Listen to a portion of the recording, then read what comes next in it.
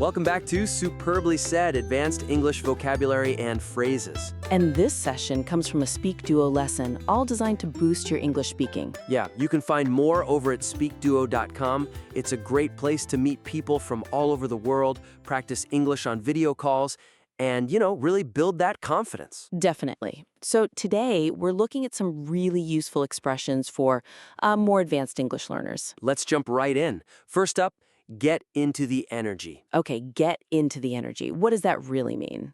It means becoming absorbed in or kind of affected by the mood or the atmosphere of a situation, getting into the feeling of it. Right, and it's a bit different from just, say, joining in the fun or getting swept up. Those sound a little more passive, maybe? Exactly. Joining in is more about action, participating.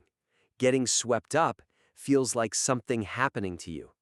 But get into the energy, that feels more internal. More like you're actively absorbing the vibe, maybe even shifting your own mood to match. Yes, precisely. Often implies you started off maybe a bit detached, and then you consciously, or maybe subconsciously, aligned yourself with the surrounding energy. Okay, got it. How about an example? Well, you could say, at first I wasn't really feeling the party, but the music was great and I soon got into the energy. Makes sense. Or maybe for something like an IELTS question. Do you find it easy to get into the energy of social events? You could answer, not always immediately. Sometimes I'm a bit reserved. But once I start chatting and the atmosphere picks up, I usually get into the energy pretty easily. Nice. Okay, what's next? Next is the adjective rusty. Ah, rusty. We use this quite a bit. We do. It means you're out of practice or less skilled at something because, well, you haven't done it for a while. It's similar to out of practice, but rusty, it gives you that visual, doesn't it? Like old metal that's not been used. Yeah, it really paints a picture of slight deterioration from disuse, and it usually implies it's a specific skill. Right. And it suggests you could get it back with practice. It's not gone forever. How's it different from, say, a bit out of touch? Good question. Out of touch is usually more about knowledge, like not knowing current trends or news. Rusty is specifically about a practical skill or ability declining. Got it. Example? You might hear someone say, I used to play guitar all the time, but I haven't picked it up in years. I'm definitely rusty. Or in a professional context, maybe like, my presentation skills are a bit rusty. I've been focused on research lately. Exactly. Or if asked, what skill are you a little rusty at now? You could say, probably my French. I learned it in school, but haven't used it much since, so it's definitely rusty. Okay, moving on smoothly. What's our third phrase? Bear a resemblance. Ooh, sounds a bit more formal. It is, generally. It means to share a similarity, either in appearance or maybe in character, between people or things. So it's like look like or be similar to, but fancier. Kind of. Bear resemblance often suggests a similarity that's noteworthy, maybe striking, or sometimes even quite subtle. It can feel a bit deeper than just a surface look like. So less casual than look like? Definitely. You might use it when the similarity is perhaps unexpected or significant. Like, This new policy proposal bears a striking resemblance to the one that failed last year. See, more formal highlights a significant link. right. Or comparing people? Many people say that the actor bears a resemblance to his late father, especially around the eyes. Okay.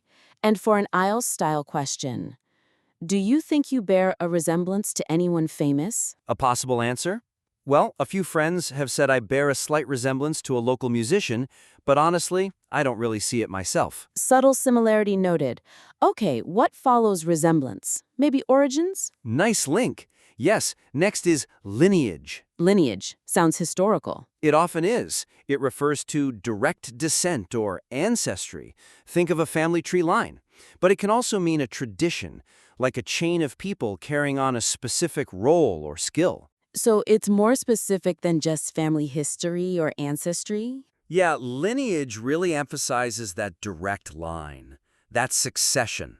It often evokes a sense of heritage, maybe tradition, passing things down generation by generation.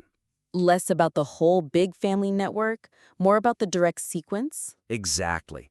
Think noble families tracing their lineage, or maybe a lineage of master craftsmen. Okay. Can you give an example? She comes from a long lineage of doctors. Both her parents and grandparents were physicians. Or about a tradition? This particular style of pottery follows a distinct artistic lineage, traceable back to the 17th century. Right. And if asked, do you know much about your family lineage? You might say, only a little really. I know my family has a farming lineage in this area going back quite a few generations, but I don't know all the details. Okay, lineage. Got it. What's phrase number 5? This one's fun. Treat someone like $1,000,000. Aha, sounds nice, like making someone feel really good. Exactly. It means to treat someone very kindly, make them feel really special, valued, important. Is it just like pampering or spoiling someone? It's related, but treat someone like $1,000,000 specifically focuses on making them feel highly valued and respected. Pampering might just be about luxury, but this idiom is about the feeling of importance you give someone. It always feels positive. So it's about the esteem, the respect, the VIP treatment? Precisely. For instance, for our anniversary, my partner booked a spa day and dinner. They really treated me like $1,000,000. Lovely. Or in a work context? Maybe the new client is crucial, so we need to make sure we treat them like $1,000,000. Shows importance. Right. And if someone asks, when was the last time you were treated like $1,000,000? You could recall, "Oh, definitely at my leaving party last month. My colleagues organized everything and said such kind things, they made me feel like $1,000,000. Nice one to use. Okay, phrase 6. Let's talk about the internet age. Fall for clickbait. Oh yeah, happens to the best of us. It does. It means being tricked into clicking on sensational or misleading online headlines or links. It's very specific, isn't it? More than just being fooled online. It's about those headlines designed purely to get clicks. Exactly. Often exaggerated, playing on emotions, maybe leaving out key info to make you click. It's that specific digital lure. The lure of you won't believe what happened next. That's the one. For example, I should have known better, but I fell for clickbait promising a miracle cure and just wasted 10 minutes reading nonsense. Happens all the time.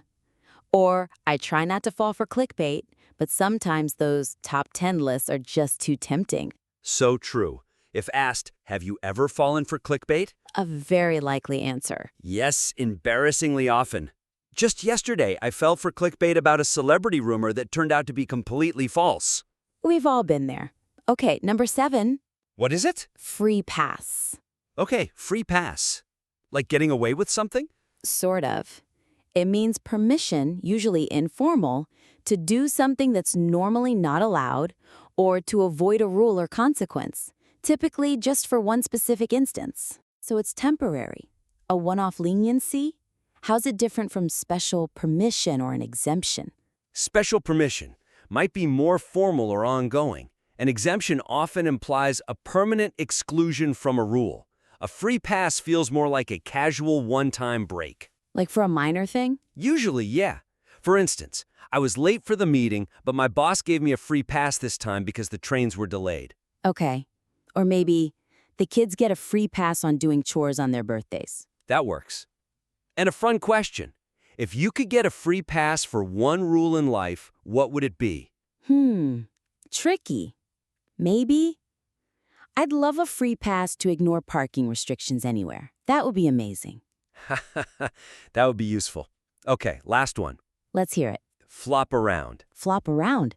Sounds clumsy. It often is. It means to move clumsily, loosely, often without much control, like heavy, uncoordinated movements. Is it always negative? Not necessarily negative, but it implies lack of grace or control, often due to exhaustion or being out of your element, or maybe just being silly. How's it different from, say, wriggling or lounging around? Wriggling is smaller, more continuous movements. Lounging around is relaxed, idle. Flop around has that sense of heavy, uncontrolled, maybe effortful but uncoordinated movement, like a fish out of water. Ah, the classic fish example. The fish flopped around on the dock. Exactly. Or After running the marathon, all I wanted to do was flop around on the sofa. Relatable. And if asked, do you ever flop around when you're tired? You could easily say, absolutely. After a really long day at work, sometimes I just flop around on the bed for a bit before I can even think about making dinner. Perfect. Right, some great phrases there. Definitely. Ready for a quick quiz to test them out? Let's do it. Okay, question 1. What does get into the energy most closely mean? Option A, to resist being influenced by a surrounding mood. Option B, to absorb and join in the mood of an event. Or option C, to disrupt the flow of a social gathering. What do you think for get into the energy? Take a moment. Okay, the answer is B, to absorb and join in the mood of an event. Remember we talked about consciously absorbing that vibe, like at the concert or party? Exactly. Question 2, if someone says they're a bit rusty at playing the piano, what do they imply? Option A, they need to upgrade their piano. Option B, they have not played for a while and are less skilled. Option C, they want to become a piano teacher. Thinking about a bit rusty. Pause if you need to. And the answer here is B. They have not played for a while and are less skilled. Like those rusty presentation skills or your rusty French. Spot on. Question 3. What does it mean to bear a resemblance to someone? Option A, to share a similar appearance or character. Option B, to feel emotionally connected. Option C, to argue frequently. What about bear a resemblance? Think about it. The answer has to be A, to share a similar appearance or character. Like the actor resembling his father, or that policy resembling an old one. Correct. Question 4. What is lineage referring to in a family context? Option A, a list of tasks passed down. Option B, a shared set of hobbies. Option C, a long-standing family tradition or ancestry. What's lineage about? Pause if you like. That would be C, a long-standing family tradition or ancestry. Remembering that direct line, like the lineage of doctors or farmers. Perfect. Question 5. When someone treats you like $1,000,000, what are they doing? Option A, offering financial advice. Option B, asking to lend money. Option C, treating you with great care and kindness. Being treated like $1,000,000. Take a second. Definitely C. They are treating you with great care and kindness, making you feel super valued like at that anniversary spa day. Absolutely. Question 6. To fall for clickbait means what? Option A, to be tricked by misleading online titles. Option B, to write online headlines. Option C, to ignore exciting stories online. What happens when you fall for clickbait? Pause if you need to think. It's A, to be tricked by misleading online titles. We've all done it, clicking on those "you won't believe" headlines. Guilty as charged? Okay, question 7. What is a free pass in informal usage? Option A, an excuse to avoid responsibility. Option B, permission to break a rule just once. Option C, a ticket to a free movie event. What's a free pass? Have a think. That's B, permission to break a rule just once. That one-off leniency, like being late for the meeting because of the trains. Correct. And finally, question 8. What does it mean to flop around when you're tired? Option A, to move awkwardly and without control. Option B, to yell and argue loudly. Option C, to jump around energetically. Thinking about flop around. Pause if you need a moment. And the last answer is A, to move awkwardly and without control, like flopping onto the sofa after that marathon or a long day. Fantastic. We've covered some really useful, nuanced phrases today, from getting into the energy to avoiding clickbait. Yeah, and understanding those subtle differences, like between rusty and out of practice, or bear a resemblances and look like, really helps elevate your English. It absolutely does. So keep practicing using these phrases in your own conversations. It really builds confidence and precision. We hope this has been helpful for developing your skills further. Join us next time for more superbly said vocabulary and insights.